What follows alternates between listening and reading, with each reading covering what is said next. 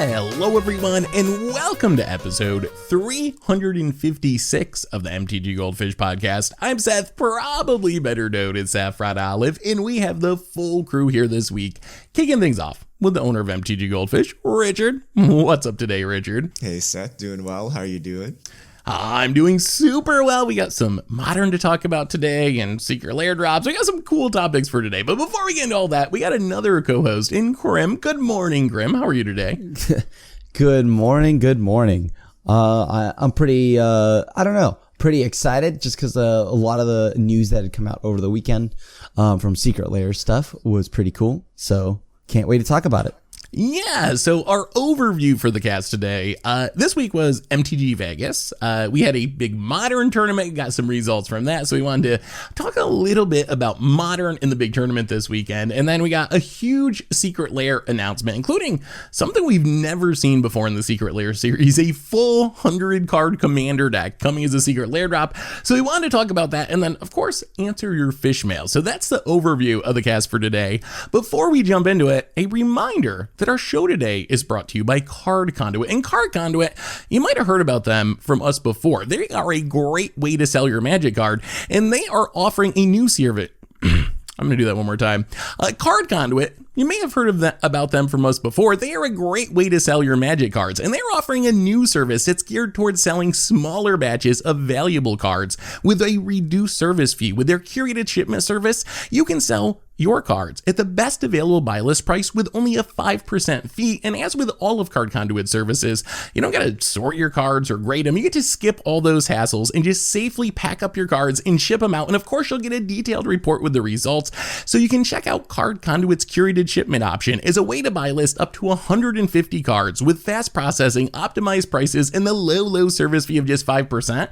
And you can even get another 10% off by going to cardconduit.com/goldfish. Card Conduit, they are the easiest way to sell your Magic cards. So thank you so much to Card Conduit for supporting the show.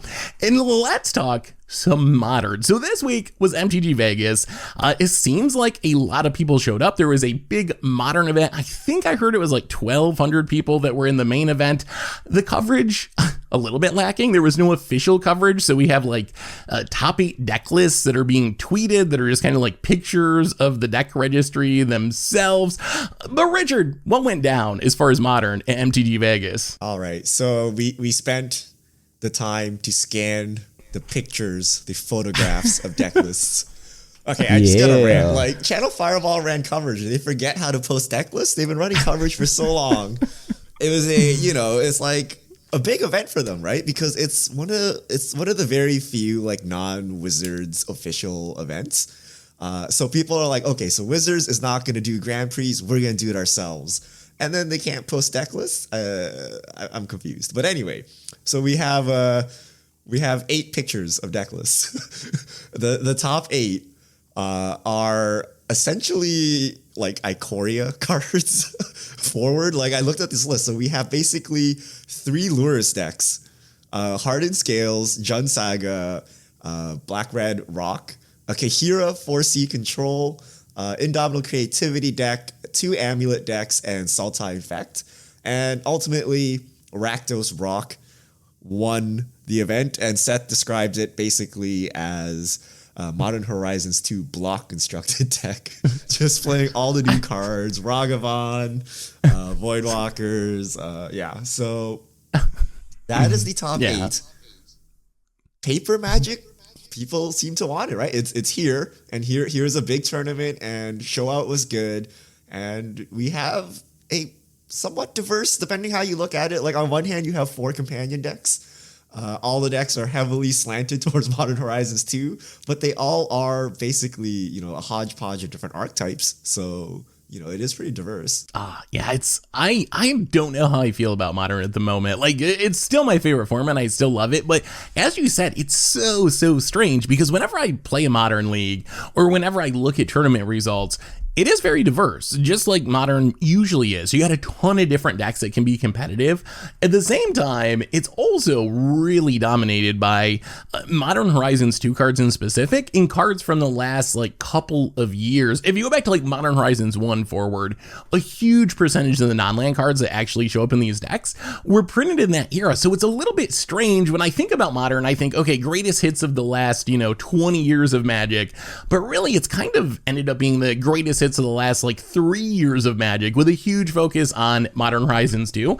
But at the same time, maybe that's fine. Like, maybe I just need to come to grips with the fact that new cards are really powerful, because the format is diverse and a lot of different decks can compete, and there's a lot of cool decks going on. You got aggro decks, you got combo decks, you have control decks, so you really do have every different archetype represented in this top 8. So healthy, but with a lot of new cards showing up. I don't know, what do you think, Krim? Like, is that healthy or not healthy? I mean, I guess my question is, are you looking for Modern back right before the first Horizons came out?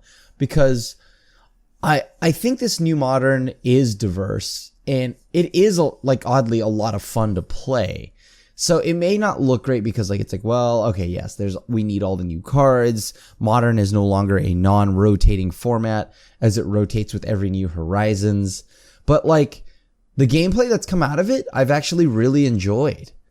So I like it. But I could also understand why you'd be weary of that, because then having to buy new cards every other month is upsetting. But I mean, I like it too. Right. Okay. Cause I'm cause I am curious, is this a bad thing? And we are, it's very far from the Modern that we knew from before Horizons 1. Right. But it's still fun. So I guess I like it. It's basically old Legacy, where format's very diverse as long as you're playing Brainstorm. Right? Which Brainstorm deck do you want to play? There's several of them. You can choose between all the Brainstorm decks. And then when you're in the game, it's amazing to cast Brainstorm, right? People love playing Legacy. People that actually play Legacy love it, right? Even though everyone's playing Brainstorm, it's great, right? So I think that kind of sums up Modern, right? Yes, you got to play with all the Modern Horizons card. I laugh at you if you try to play, mana value 3 or more cards permanents in this meta, but it's still fun, right? There's still a lot of diversity, but you're all playing basically Monkey, Lurrus, Saga decks, right? And what colors you want to play, right? Good thing Lurrus is 2 different colors, so you have very many colors to splash into with your Monkey. So, and then Saga's colorless. That's great, right? So I think the metagame is weird, but it's still pretty fun. And there's a lot of diversity if you just ignore the staples, right? You just assume everyone starts with Lurrus and a Saga and a Monkey in their deck, and then see where you go from there, right? You want to splash white, you want to splash blue, where do you want to go? That is the one thing I don't like as much, though. The fact that a lot of cool cards are just kind of not really played because it just does not play with Lurrus. Yeah, that is something I dislike too. I still wish Lurrus didn't exist. That's the card. Even, I don't know, on power level, is it is dominating in Modern is Ragavan or whatever? I don't know. Maybe. I do think it might be the strongest card of all time, pre-errata. But with the errata, it's still very good. But it does bother me that so many things that cost more than 2 mana just are not in the conversation. It comes up a lot during our set reviews when we do Modern. And there'll be cards that we'll be discussing before we record our top 10 list. And it'll be oh, this card's really sweet. It seems really good in this deck. But it costs 3 mana. So are you really going to drop your Lurrus to play this really cool card that would be really good in the archetype otherwise? No, obviously not. So I do feel like that it ends up being a pretty big restriction. Lurrus is so powerful that people are willing to really warp their decks to have advantage of it. So that does bother me a little bit. I gotta say, I don't know. I've been working on this article, which I'm hoping to get up this weekend. An article and video about the Modern ban list and how the power level of Modern is so high now. Maybe we need to reevaluate the ban list and unban some stuff because the format's just so much more powerful than it was before. But part of this article has been looking back at old Modern lists. I was looking back at 2015 Modern, and it's really unrecognizable compared to Modern today. Like one of the best decks of the time was this like junk Abzan deck that was like four Sea Rhinos, 4 Tarmogoyfs, 4 Kitchen Finxes. Did you steal my deck list, Seth?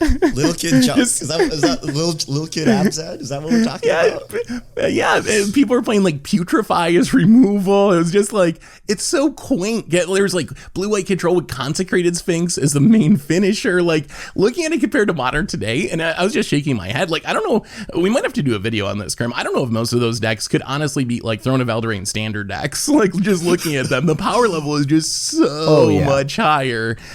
So yeah, we've definitely undergone a huge Jace, shift. Architect of Thought, was like really good at a point. Yo, we should totally do that. Just like take those Modern decks and put them against standard decks from today. I'm actually curious. You can probably definitely beat the mid-range decks up like pretty easily.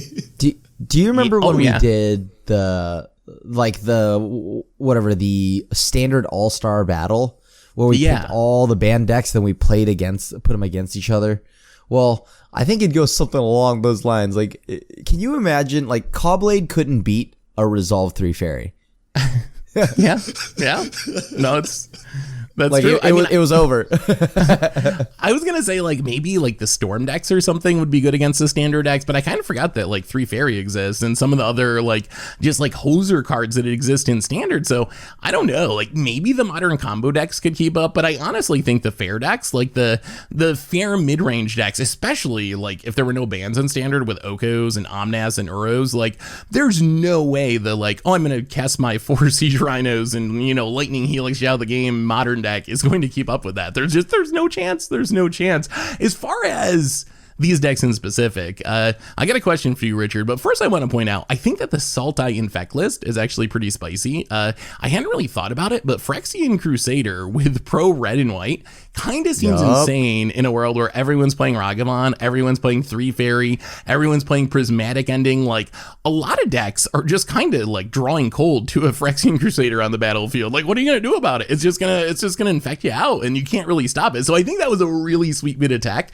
But what I wanted to ask you, Richard, what do you think about this evolution of Jund? When we were looking at the deck list before the cast, apparently Jund with Urza Saga is like the hot thing now. You're the Jund aficionado. What do you think of this new build? It's not Jund. You can call it Jund because it's the colors, but so what is Jund? Jund is a deck that just does not care about synergy, and it just plays the raw, most powerful cards throughout the curve. And you have all these little synergy packages in Jund today, right? It's not Jund, right? So it is the colors, but it's not like I disrupt your hand, play my 1 threat, and go to town, right? It's more of like a synergistic aggro deck. I don't know how you would describe this. So it is a deck, but it's not what you traditionally think is Jund. And I think what you think of as traditionally Jund doesn't exist anymore, right? Like the idea of 1-for-1ing your opponent and playing off the top of your deck is like not a winning strategy in 2021.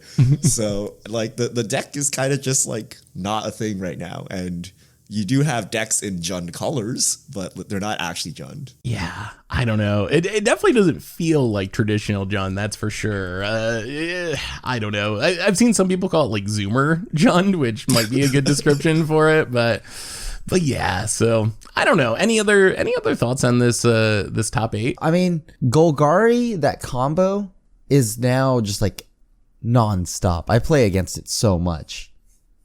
Wait, what? What combo? I play against the combo that has Yawgmoth in it. Oh, the Yawgmoth's Hospital, like Sacrifice and Dying. Yeah, okay. Yeah, that's sweet.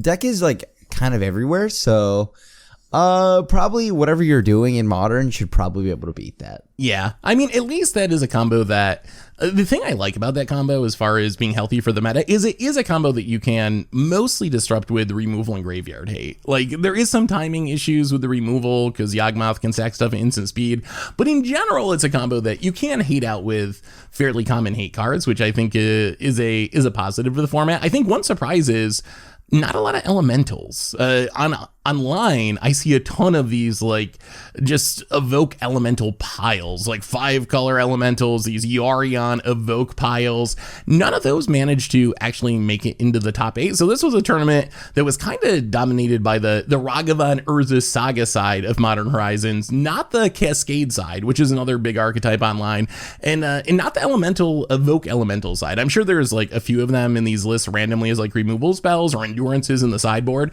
but really none of those made the top 8, which I don't know, maybe how big of a difference do you think there is at this point between the online meta and the paper meta? It's been a while since we've had big paper tournaments. Is there a difference? Or I don't know, I guess you have 1,200 people, variance is a thing, so maybe it's just kind of a fluke that some of the decks that are really popular online, no Hammer Time in the top 8 either, and that's like the #1 deck I think online. So what, is the paper meta different than the online meta, or is it just the variance of a big tournament? I mean, it's always different. Yeah. But Vegas, this is Vegas, so it might be different in the sense that people like migrate into Vegas to play. But in general, when you're talking about like $1,000 decks, $2,000 decks, people just play what they have, right? So for Modern and Legacy, so you usually have like pretty ingrown metagames. So like if you played like Legacy in Seattle, it looks very different than playing Legacy at Roanoke, right? Based on the players that play there and what they own.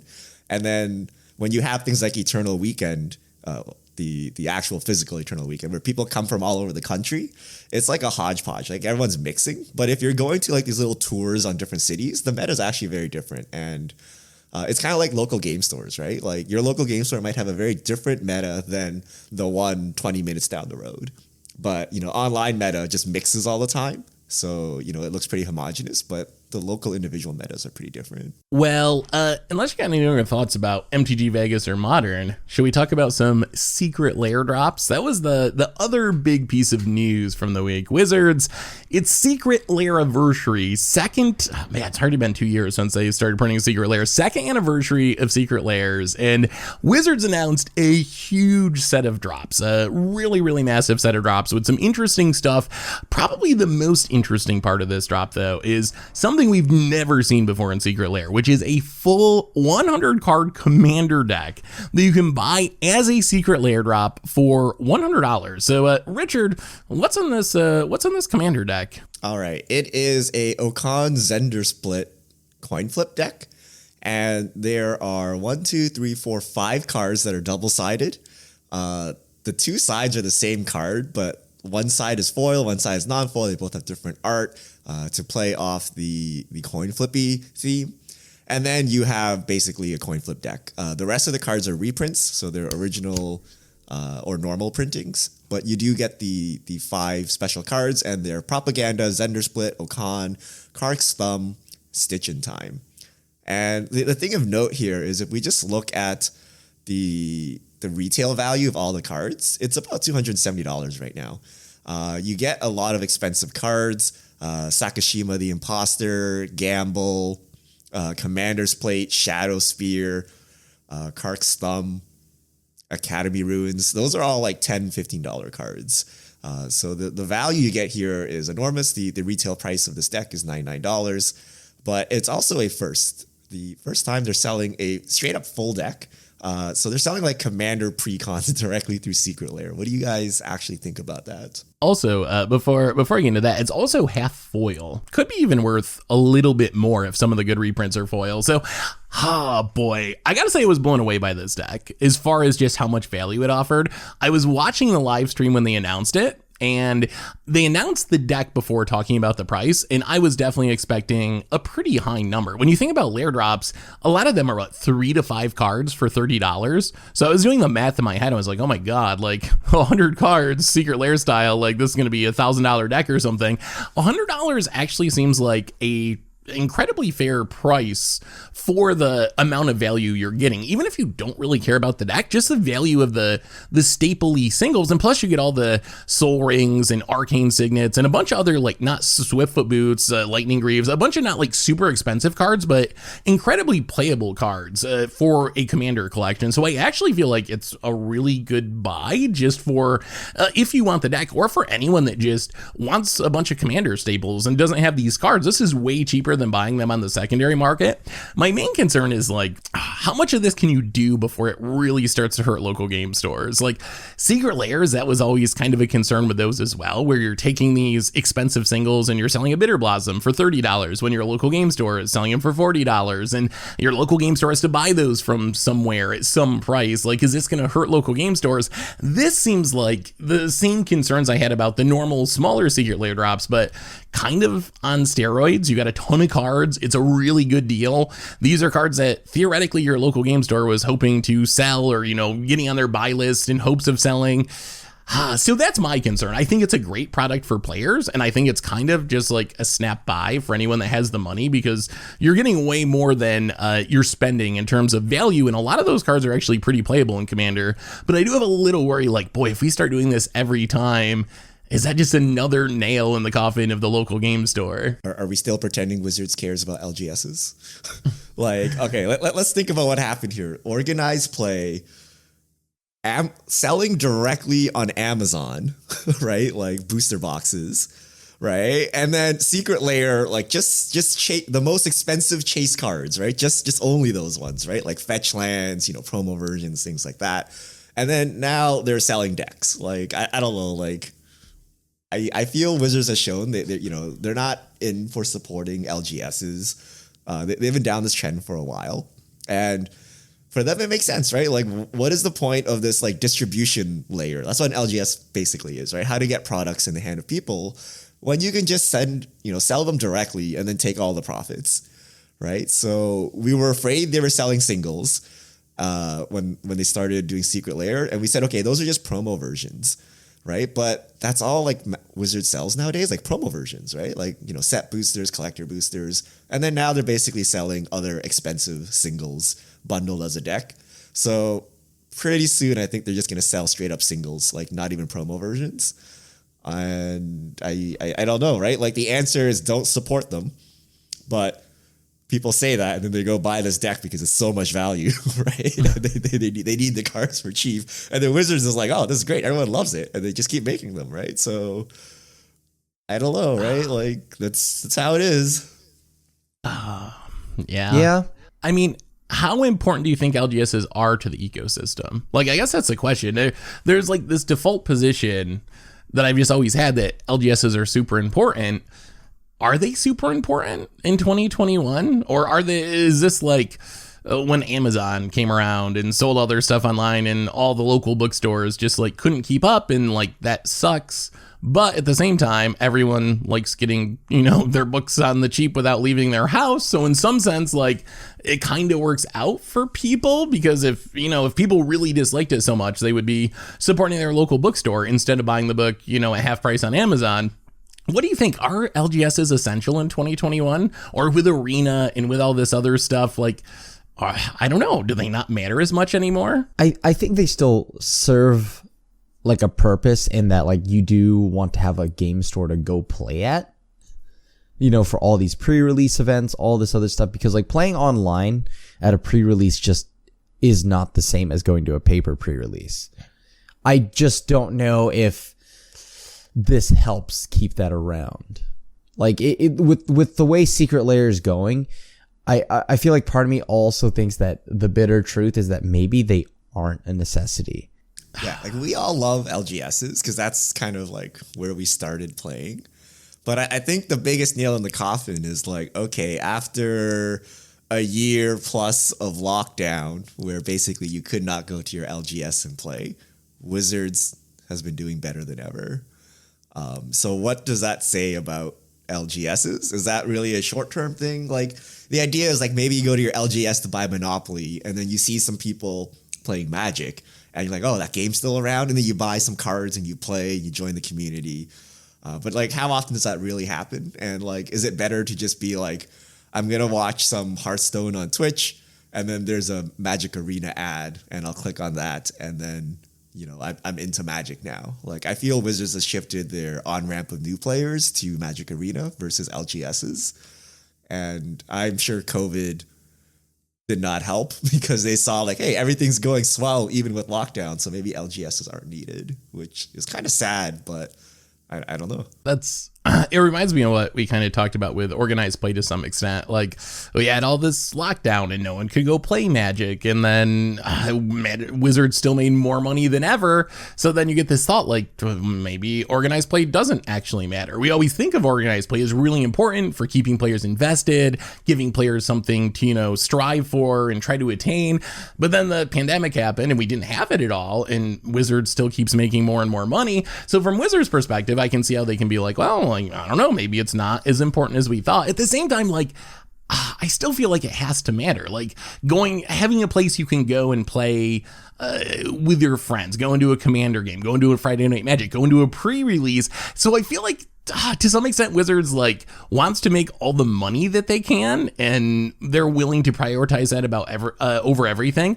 But at the same time, I think they also do want to try to keep local game stores going to some extent, because I do think things like pre-release and whatnot actually matter to them. But it doesn't seem like with a lot of the choices Wizards makes that they really care about local game stores at this point. And doubly so, the big exclusive local game store product was Innistrad Double Feature, the set that has just been widely panned by the whole community. The one set that Wizards is not going to sell directly is the set that everyone seems to agree is the worst, laziest product that Wizards has made in the last several years or something. So even that seems like kind of a slap in the face to the local game stores. So I don't know. It's definitely a weird, scary time. I would hate to think of local game stores not being necessary, but I do wonder if Wizards views them as necessary at this point. So we're going to buy the deck. Is it too much value to pass up? Regardless of the value, I like the deck just because the art works, because it looks like Steve Ditko, kind of like old Marvel comics.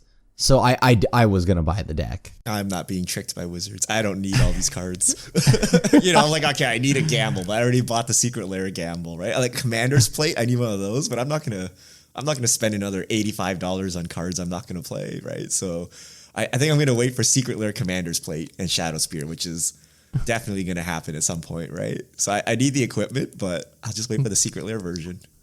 Maybe I just buy the single of the Xander Split and Okuan. Oh, yeah, they're usually pretty expensive, right? If you buy Secret Lairs on outside of Secret Lair, aren't they a lot more expensive usually? Some places are.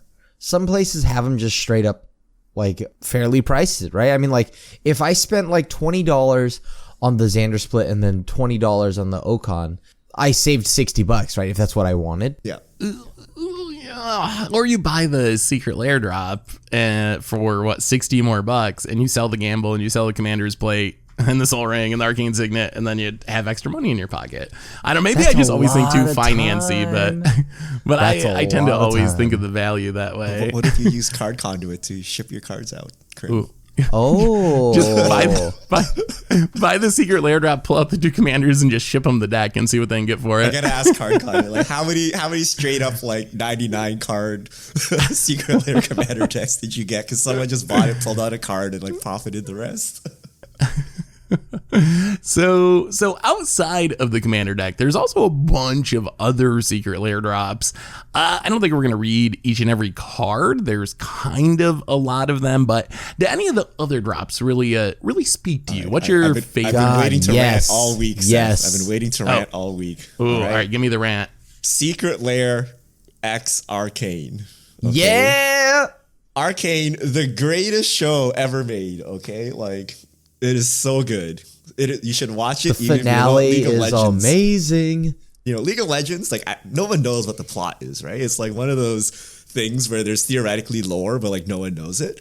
But the show is amazing animation, everything. And then I heard there's going to be an Arcane Secret Lair. Oh, yeah, of course that, right? But back to Magic, right?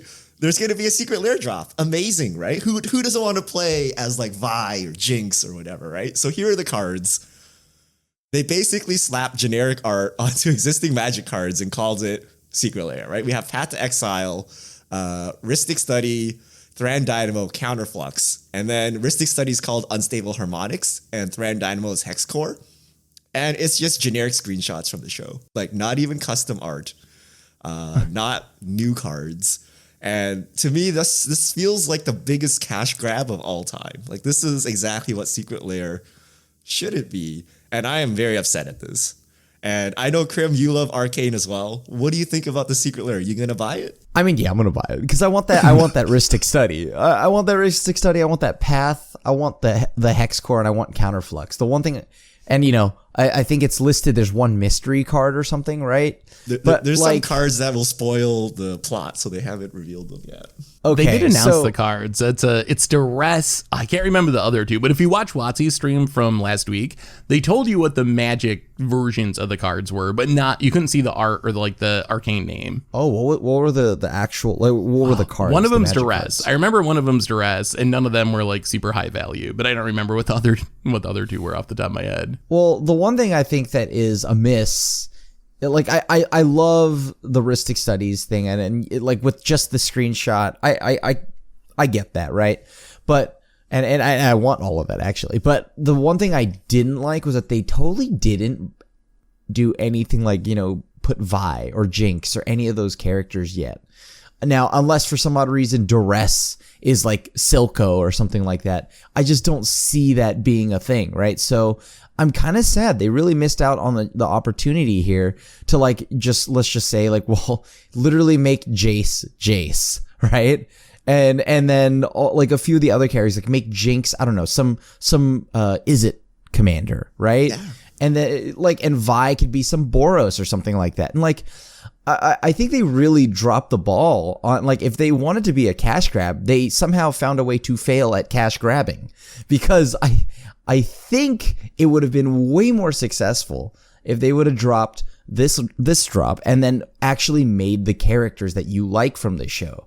Like, why don't we have a Victor? Why don't we have a Vi? Why don't we have a Jinx? Any of that. Keep in mind, I don't play League of Legends, and God, do I love this show. So I really wanted to see those characters. Just custom art. Like, literally, this looks like you went to the custom Magic subreddit and someone's like, I love Arcane so much. Look at the altars I made, right? And they took generic screenshots because that's all the publicly available images, right? They couldn't get an artist to draw some of these. This reusing of art. Like, it doesn't really feel arcane-y, right? Like, if you look at Counterflux, is that League of Legends? You look at Path to Exile, you have to know exactly what Jace looks like from Arcane, but they don't feel League of Legends, right? I don't know. This is a bad cash grab. They somehow failed at this. I think the path is fine. I love the path. I like the Ristic. The Counterflux I don't like because it's art wise. I know that's Jinx in there or Powder, whichever one you want to have it be. But it's so small. Maybe it looks better in person. Right? Maybe the cropping is weird on the digital version, but Counterflux looks very tiny, and I can't even tell that that's Jinx. And you're entirely missing on the main characters. Outside of the Jace one, you cannot tell where the main characters are or at all. Yeah, and they should have just made Jace the Mind Sculptor. I don't know. Oh, that would have been amazing. Come on. That would have been amazing. Come on. Okay, and then here's the worst cash grab of all. Secret Lair X Arcane Lands. And it's 5 basics: Forest, Island, Mountain, Plain, Swamp, and they're just generic background art from Arcane places. Those are the ones I'm not getting, and it's funny because I love Arcane. Those are the ones wow, that is so miserably boring. I am getting the promos. If Krim's not buying this, this is the lowest tier Secret Lair drop. It's a show he likes, and he loves promo printings of cards. Yeah, this. Oh my God, how do you mess that up? I'm disappointed for a very different reason. I was expecting Desperate Ritual, maybe Through the Breach, the actual Arcane cards. When I heard this, I was like, oh, that's kind of cool. We're going back to Kamigawa. I can get a sweet promo Lava Spike or whatever. And then I looked at it and I was like, I don't even know what this is. Arcane. That's not Arcane. What is this? So yeah. I mean the fact they didn't do that either. That's sad. They could have definitely brought back old Arcane cards, but they somehow found a way to they chose the one line. That was there were many lines they could have taken when it came to this Arcane drop and made it amazing, and I would have bought pretty much 2 copies of each drop. But they found the one line where it's wow, I guess I'm okay with it. Like it was kind of underwhelming. Yeah, they spent 30 minutes in the tank, and then after like 5 judge warnings, they just Trump attacked. Like that's Yep. I was like, I was ready. Okay, there's not a lot of stuff that can get Richard to spend his Secret Lair money. Bob Ross was one of them. I heard Arcane. My wallet was ready. Then I saw the cards. And like I wanted to cry. Like I was so upset. Like so actually upset that this was the product that I cannot I'm gonna have to alter these cards myself. I'm gonna have to hire artists to like alter, take this counterflux and put Jinx in it, please. Yeah, like put actual Jinx where I can see her. This Hex Core is fine, I guess, but like, oh my god. That's such a bummer. Like the entire Arcane show is so good. And I was so excited for this. Ugh. Yeah, I haven't watched it yet. As far as the other drops, the one I wanted to mention is we got more Dracula cards, the same kind of like Dracula skins that we got with Crimson Vow, but the Secret Lair drop, it's got an Exquisite Blood, a Knight's Whisper, and a Phyrexian Tower. Another one that's pretty solid value wise, because Exquisite Blood's almost a $40 card by itself. It's like $35, and Tower is like $15 or $20. So that's another one that if you're picking it up for $30, you're getting like $60 worth of cards or something. So another good commander collection builder, I would say, with the Dracula drop. Welcome to Castle Dracula, I guess it's called. Yeah, that one was actually pretty interesting. I mean, I really like just the art on the cards, and yet the fact that Dracula's tomb is Phyrexian Tower, I'm kind of down for that. So super cool card or drop. We also have Dracula lands, 5 lands, basics, but full art with Draculas in them. Much better than the Arcane drop. Yes. Would you play these ones? No. I think for me, basic lands are kind of boring. Like they need to stop putting that. Like if they're gonna make something like real estatey and like whatnot, they gotta go. Maybe that Dracula land, like, and I love Dracula things, just isn't for me. But the pixelated snowlands, those ones are cool. All right, we have pixel snowlands, and it's pixel art in like a Windows 95, like a Windows 95. Or 3.1, I guess. I don't know. Like an old school Windows frame. Very specific. Someone's giving like, oh, actually, it was Windows like 2.5. Or I don't know what the numbers are.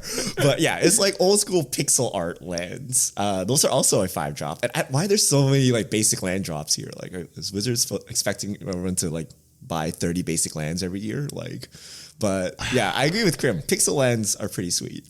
Yeah, the pixel lands definitely are cool. They're just so expensive. Like that's the killer part with the basic land drops is you get one of each for $30. That's you're paying like $6 a land, and then the original Snowland drop like super like value now. Like it's like expensive to like buy. Yeah, if there's one rule for Secret Lair drops is that pretty much all the basic land drops end up being really valuable in the long run, because I guess a lot of people sees, $6 a piece for basic lands and don't buy them. So then they end up being worth a ton on the secondary market. So I think they are actually a good buy financially, but still like, if I want to build a commander deck, how do you even do that? You know how much money it would cost just to get enough basic lands to have matching art to do a commander deck? It would be it would cost more than the rest of the deck. Yeah, you just do what I do. Yeah, I'll tell you how much it is. $30 if you want to buy the non-foil, $40 if you want to buy the foil. You just play one of each artwork. You celebrate all the, like, think about this. It's the perfect way to even play your Secret Lair drops. You just have one of each type or of each art, and you get to celebrate all the artworks that have existed throughout Magic. I think the Flibblethit drop is pretty cool. I think the art is unique on that Where's one. Waldo? Yeah, so the art it's on it is basically like a Where's Waldo esque type art, but instead of Waldo, Flibblethit is hidden somewhere. Do I actually want that on my Magic card though? Like I feel like I didn't really like this drop at all. Like I like the idea of Flibblethit, but like imagine we're playing a game of Commander. Already a lot of things are going on. I already lose track of what triggers I'm trying to keep a track of. And then while I'm doing that, you're doing something, you're announcing your turn, and I'm just kind of looking at my own card off in like Wonderland trying to find Flibblethit. Krim, did you get that? Does that resolve what? What are you doing?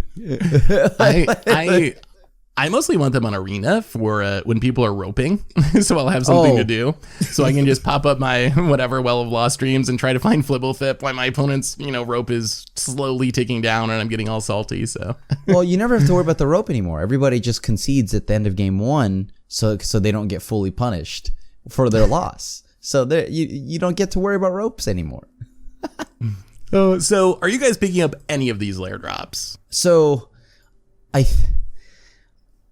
feel really, really peeved at the fact that I am going to pick up the Ristic Studies drop. Because at the same time, I just feel like it'll be a lot like Star Wars Episode 8 and 9. It'll always be in the back of my mind, what could have been? Like, what could have been? And even my dog is not happy about it, right? And then... and I think I'm picking up the Far Out one and the Snowlands. Goose egg for me. They lost their chance. They lost their chance at Q4 money from Richard with this horrendous secret lair from Arcane. I'm just gonna, I don't know, subscribe to Netflix 5 times in rage to support Arcane. Oh, you know what I do? I'll log into League of Legends, okay? I haven't played League of Legends in a long time. I'm going to boost their returning customer metric. I'm going to buy some random skins for Vi and Jinx and then just log out. And that's it. Apparently, I'm probably going to pick up the Commander deck, actually, just because the value is so good. I don't think I'll get any of the other ones. I wonder, speaking of logging into League of Legends, Tomer mentioned that this week, too, because of the Arcane show. Like, I haven't been in League of Legends for, I don't know how many years, he said, but he was going to try to, like, fire up his account again. Do you think the Magic show can do that for Magic? Like, apparently this Arcane show is actually getting people to play League of Legends, and people who haven't played in a long time. It's working. It's doing what you want the show to do. Do you think that the Magic show will be like this, or is that something else to dread in the future, that, League of Legends gets this awesome show that everyone loves, even people who don't even play their game love it, and then we're going to play the Magic show on Netflix and everyone's going to be like, boo, like, that's the worst show I've ever seen. I don't think there is a timeline where Magic's show is even a fraction of as good as Arcane is, because the one thing I know for sure, with the discussions I've had with friends and whatnot, is Riot actually spent money for a writing team. And if the novels and all of that of Magic are a good indicator when they already have, like, he's a really big fantasy writer in the world of fantasy right now. I was talking to a buddy about this, and he was like, yeah, he's right there for the choosing, and he actually has a cube. And he openly talks about Magic, and he's a very successful fantasy writer. And Magic still hasn't. They overlooked him to even pick him to do a story. There's no way they will spend the money to find real writers to make the show amazing. And like the thing here is already it makes it seem like the show is going to be like kind of like more along the lines of kids show, whereas Arcane is definitely not that. So Arcane is just good. Like, it is just a solid show regardless of what the IP is. And I just do not see Magic making that. So, no. That's what Magic would have to do, of course. And I know that they won't. Yeah, I think Krim is right. Check the budgets for these things, right? And my hope is we don't lose players because of the show, this embarrassingly bad show. And you're like, I cannot play Magic. I can't tell my mom I play this game after she watches the show. She's like, what is this nonsense? But yeah, I don't think they have the budget. And like Krim is right. We've had novels and comics for the longest time, and Wizards does not really invest into that. But you never know. Maybe they turn around. Maybe they take all the Secret Lair money and funnel it into the greatest show ever to sell more Secret Lairs. Hopefully they don't botch their own Secret Lair. Which Magic's Secret Lair Magic. Yeah. I genuinely would think that if Wizards actually just invested, because they want the success that Arcane is having with literally no investment. They want this result, but they hire like me to animate the show, and I cannot animate anything. So you know what I mean? I think that's the issue here. So they need to shell the money out, and if they want to even have a chance at mirroring this in any way. Also, Riot is really good at these production things. They made music videos they somehow like broke into the K-pop scene, right? Like as a game company, that's weird. Their opening ceremonies for Worlds and stuff are always really highly regarded.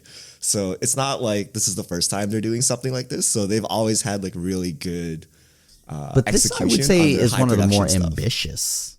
Yeah.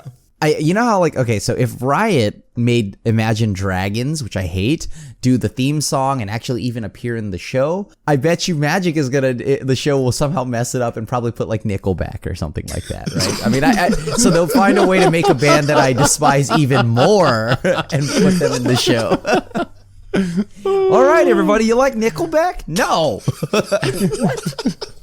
What?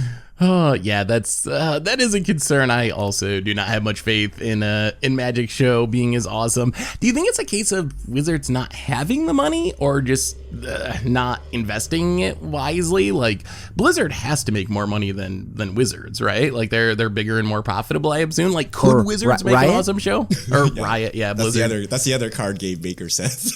No, we got too many different options. But like could Wizards afford to do this and they're choosing not to, or does Wizards just not have the money? I think to make Arcane, I genuinely think that the budget is probably like close to like millions per episode. So I just don't think that Wizards will want to shell that out. Yeah, so does Hasbro have the money? I'm sure they can like dig it up if they wanted to, right? But dig as if they actually had to, yeah.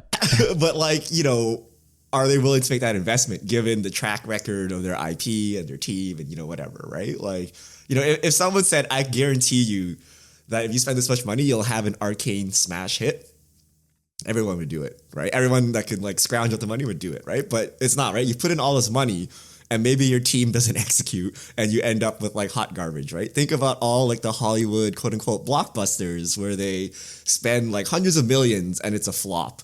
Right, like, you know, everyone wants to be the Carter, next Star Wars, Waterworld. They don't want to be those. You might end up with a Waterworld or something, right? So it's risky, right? So it's not a surefire bet.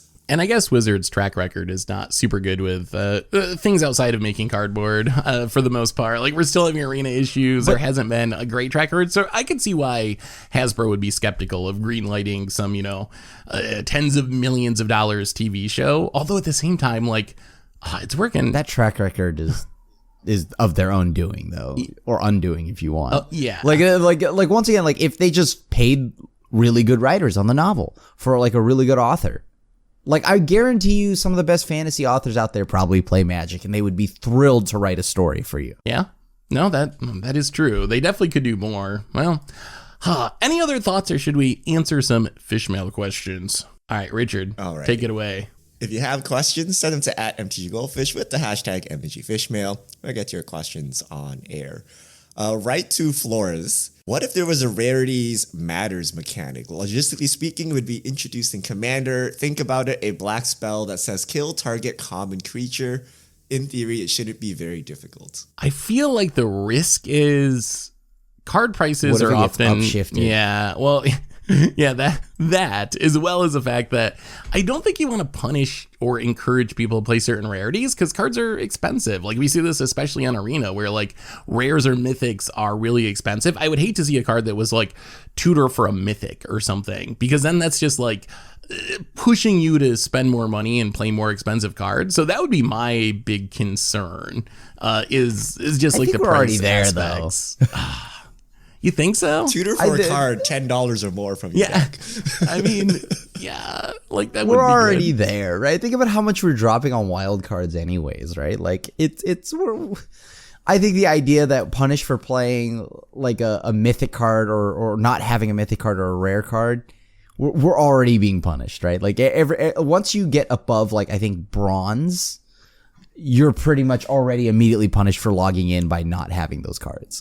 But that just like codifies it. It's like right in your face. Like, oh, I wish I, you know, had the wild cards to have a mythic to tutor up wizards. Thank you for giving me that in my booster. Like maybe 4 weeks from now, I will have the ability to open enough packs to get a mythic wild card, and then I will put this in my deck. It'll be sweet. It already hurts us every time, but it would be funny if we got past that as your like last pick in draft or something like that. Hey bud, here you go. It's weird. So Wizards used to do stuff like this. Like you have like destroy all homelands cards or destroy all Arabian Nights cards. Like these like really meta cards.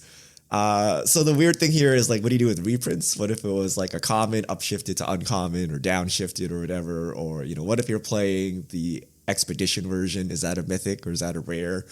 And also like we already have things that target legendary creatures. Like that's not even like, that's like a pseudo type, right? Like, but Wizards prints those. So are we that far removed from printing like destroy target mythic? I don't know. But I don't think so. The rarity shifting. I think Wizards explicitly stated they don't want to do this, right? That's targeted specifically for unsets. I think they've actually said that at some point. The rarity shifting would be really complicated because some cards are different rarities and they're all legal and standard. So I think like there's common abrades and there's uncommon abrades. And if you have counter target common, depending on what version your opponent put in your deck, your card may or may not work. That would be very odd. But like, what would this even be though? Like a fatal push where it's free if you target a mythic? Would it be very odd, Seth, or would it be very common? Or uncommon? Yeah, I mean, it could be a removal spell that like, I mean, I guess if it just said destroy target mythic, it would be unplayable. But if it was destroy target creature, this is free if you are targeting a mythic or something. That some sort of bonus if you target a certain rarity, that might be playable. Oh, all right. Destroy what target common. You could blow up a land. You could actually just blow up a land. Oh, that's not bad. You can have arena versions. You can go full Hearthstone, right? If your deck only has mythics, you can play this spell for free. Yeah. Stuff like that, right? Yeah. Coming soon to Hearthstoric. All right. Joshua Caps 15. What's up with the quality of Magic cards? Misprints, wrong names on commanders. I feel like every set there's a mistake. Do you think the more complicated cards are getting harder to keep quality up on? I mean, there's just so much stuff, right? There's just so much stuff coming out that I think that's probably why there's so many mistakes. That's kind of my guess too, is that maybe their team hasn't scaled with the amount of products that they're making yet, and they just don't have enough people to keep up with the amount of products that they're making. But yeah, definitely quality control has gotten a lot worse in the last couple of years compared to where it was before that. So I don't know. I guess I'm hopeful that they'll maybe be able to hire more people and that will take care of it. But I think it's certainly at an unacceptable level at this point.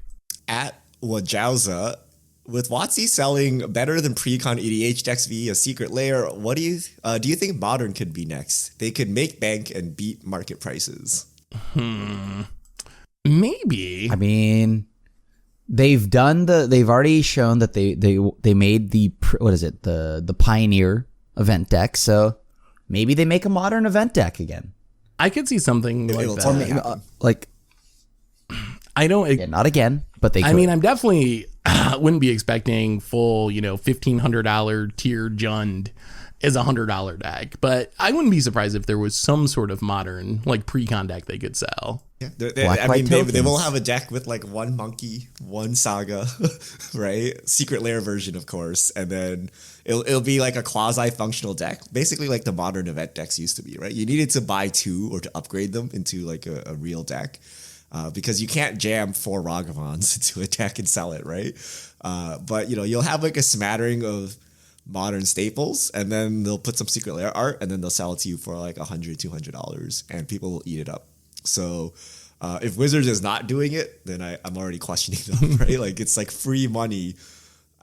So why would they not do it if they just already did a Commander version? Commander is easy because you don't really have the same optimization issues. Like Commander, people play what they have and what they want. So I think you can get away with it more. I think if you print Jund and give people, one Tarmogoyf or whatever, I don't know. Will people still be hyped to buy it? I guess if it's a good enough deal, like if you're getting $400 a card, it's still worth it. The answer will be buy 4 of these and you have Jund, right? And then plus all these other cards you could sell. Yeah. No, I guess that's true. I mean, you're essentially buying the Commander pre-con for like 5 cards and selling the rest, right? So you're gonna buy these modern ones for the 4 staples you want, and then sell the rest because they're quote unquote free, right? Yeah, I mean, if the price is good enough. Do you think it'll be modern though, or do you think it'll be standard, pioneer, historic? Like what format do you think they'll actually do it on next? Well, historic, no, because it doesn't exist in paper. they already do the challenger decks for standard, so I feel like that's kind of covered. I think modern or pioneer would be the most likely. I mean, yeah, like I would say definitely modern, right? Because I don't know. I feel like pioneer's dead. I also think this commander deck's going to sell really well, and they're going to do a ton more of these. I would not be surprised to see commander decks be a regular part of the Secret Lair rotation. Would you be willing to pay more if they did a $200 commander deck? Where's the limit to this? I mean, if they gave you 10 promos and made it $200. To me, it all just depends on the value of the cards. If they gave me $1,500 Modern Jund for $1,000 or $800, snap by. the absolute cost wouldn't really matter as much as like the surplus value that it offers. But it's not really surplus value, right? Because as everyone gets their cards, they all sell them, and then the price goes down, right? So it's gonna meet some equilibrium somewhere. Yeah, that's true. You need to have enough excess value for it to be worth it. All right. Last question, 11 Vicious. Serialized cards. You all laughed at me for Morrow's toenails. If this really happens, not only in Secret Lairs, but booster boxes, do you think this will change the game? Will it be positive or negative? So, more Viscera Seers, what if they come in booster boxes? I think it's fine. I think as long as it's reprints, Sure. it's probably a positive. I think that cards like that, we saw that with the original masterpieces, can lower the prices of other cards. People open a lot of them chasing the lottery cards. As long as they're reprints, I think it would actually probably be overall a positive, other than maybe some people not liking it and getting salty about it. But otherwise, I feel like it's all good as long as it's reprints. If they start doing it with new cards, then that's a disaster, killing the game type disaster. If there was a one of 100 new card that, you know, someone's going to get and have a huge pay to win advantage playing over everyone else. But as long as it's reprints, I think it's all positive. Like, what's the downside? Do you guys even see a downside for doing that, really? No, I don't see a downside, at least. The bubble pops at some point and everyone's holding all these expensive cards that are worth nothing. Like, you know, when Beanie Babies or whatever were going up, everyone was a genius, right? You buy one, it like doubles in price, you sell it, no problem, right? But what happens after I buy my Morrow's toenails and then the magic bubble pops and everything's down to like, you know, 50 cents, right? So I think that could be a real problem. Like, so far, to the best of my knowledge, like magic cards have only been going up for the past, like, I don't know, 7 years. Maybe since its inception, right? Like every year, magic cards go up in price. It's going to come down at some point, right? Like we at some point, people are going to be like, this is too expensive. Maybe the stock market crashes or something, right? Or maybe the economy has like a giant downturn and like a lot of these expensive cards will be worth a lot less. So I think if people are buying like super crazy one-of-one cards, like they might be hit the most. Or maybe not. Maybe it'll be the opposite because they're so rare, they're actually not hit. But at some point, this house of cards will fall down, I think. I think magic cards have been going up for too long. At some point, it's going to correct and drop a bit. And then that's when all chaos breaks loose. I would not feel comfortable investing in one of 100 magic cards for that reason. I think it would be cool to open one of them. I think that would be exciting. But as far as like buying it with hopes of it going up in value, like you said, there's definitely risk there. All right. So thank you to everyone who sent in questions. If you have questions, you can send them to @MTGGoldfish with the hashtag MTGFishmail. We'll get to your questions on air. And I believe that brings us to the end of episode 356 of the MTG Goldfish podcast. So Richard, Krim, thanks for hanging out. Thanks to everyone for listening. Thanks to Card Conduit for supporting the show. And we'll be back next week to talk about whatever goes on in the world of Magic. So until then, have a spectacular week, everyone. And this is a crew signing out.